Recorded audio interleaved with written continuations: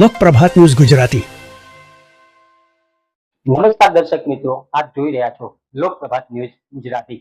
હવે જોઈએ આજના મુખ્ય સમાચાર। પાટણ જિલ્લા સહિત તેમજ તાલુકાઓમાં વાવણી લાયક વરસાદ થતા ખેડૂતો વાવેતરમાં જોડાયા। પાટણ જિલ્લામાં તેમજ તાલુકામાં વરસાદી ઝાપટા સાથે વરસાદ જોવા મળ્યો હતો, ત્યારે 2-3 દિવસ વરસાદ વિરામ લેતા ખેડૂતે પોતાના ખેતરોમાં કઠોળના વાવેતર શરૂ કર્યા હતા। આમ જોવા જઈએ તો વરસાદ સરેરાશ 1 થી 2 ઇંચ જેવો જોવા મળ્યો છે, ત્યારે ખેડૂતો દ્વારા કઠોળના પાકો જેવા કે અડદ, મગ, ચોળા તેમજ ઘાસચારો વાવેતર કરી રહ્યા છે। ત્યારે ખેડૂતોના ખેતરોમાં વાવેતરના સમયે બગલા પક્ષીઓ ટ્રેક્ટરની પાછળ પોતાના જીવાતનો ખોરાક લેવા પણ આવી જતા હોય છે।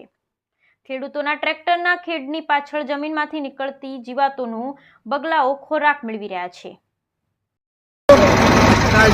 કયું ગામ? હા, આજ તમે વાવેતર કરી રહ્યા છો, વરસાદ વાવણી લાયક થઈ ગયો? વાવણી લાયક વરસાદ થોડો માપે છે એટલે વાવણી કરવાની શરૂઆત કરી છે।